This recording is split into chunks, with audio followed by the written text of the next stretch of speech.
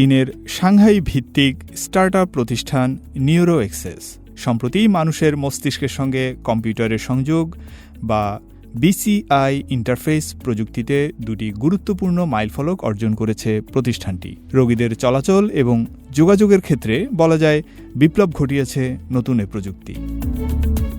ফুতান ইউনিভার্সিটির অধিভুক্ত হুয়াশান হাসপাতালে পরিচালিত পরীক্ষায় ২১ বছর বয়সী একজন মৃগী রোগীকে অন্তর্ভুক্ত করা হয়।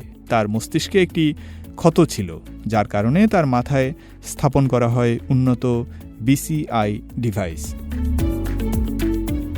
সার্জারির মাত্র ৪৮ ঘণ্টার মধ্যে ওই রোগী পুরোপুরি চিন্তা শক্তির মাধ্যমে শারীরিক কোনো নড়াচড়া ছাড়াই টেবিল টেনিস খেলতে এবং কম্পিউটার গেমে অংশ নিতে সক্ষম হয়েছেন।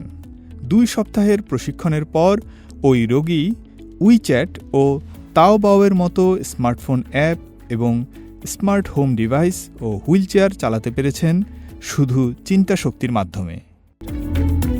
ব্রেইন কম্পিউটার ইন্টারফেস বা বিসিআই প্রযুক্তি মস্তিষ্কের সংকেত শনাক্ত করে সেটাকে তথ্যে রূপান্তরিত করে এবং সেগুলো থেকে সংশ্লিষ্ট কমান্ড তৈরি করে। এই প্রক্রিয়ার গতি হতে হয় বেশ দ্রুত। পরীক্ষায় দেখা গেছে অংশগ্রহণকারী রোগীদের ক্ষেত্রে এই প্রতিক্রিয়া ছিল ৬০ মিলিসেকেন্ডের কম, যা মানুষের স্বাভাবিক প্রতিক্রিয়ার কাছাকাছি। চিন্তার মাধ্যমে রোগীর ভাষাগত প্রক্রিয়াকরণেও গতি পেয়েছে ব্রেইন কম্পিউটার ইন্টারফেস বা বিসিআই প্রযুক্তি। একটি চীনা অক্ষরের ডিকোডিং করতে প্রতিক্রিয়ার সময় ছিল ১০০ মিলিসেকেন্ডেরও কম, যা কিনা স্বাভাবিক গতির ৩ ভাগের ১ ভাগ। পরীক্ষাগুলো ইতোমধ্যেই সফল হয়েছে।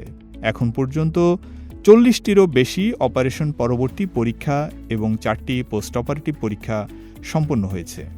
এখন পর্যন্ত ৪০টিরও বেশি অপারেশন পূর্ববর্তী পরীক্ষা এবং ৪টি পোস্ট অপারেটিভ পরীক্ষা সম্পন্ন হয়েছে, যেগুলোর সবকটাই ইতিবাচক ফলাফল দেখিয়েছে।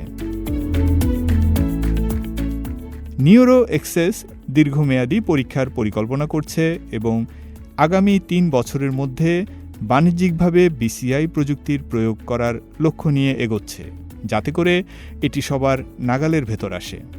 গবেষকরা জানালেন, এই যুগান্তকারী অগ্রগতি মগজের সঙ্গে কম্পিউটারের সংযোগের নানামুখী সম্ভাবনার দরজা খুলে দেবে এবং এএলএস, প্যারাপ্লেজিয়া এবং স্ট্রোকের রোগীদের চিকিৎসায় নতুন সম্ভাবনা নিয়ে আসবে।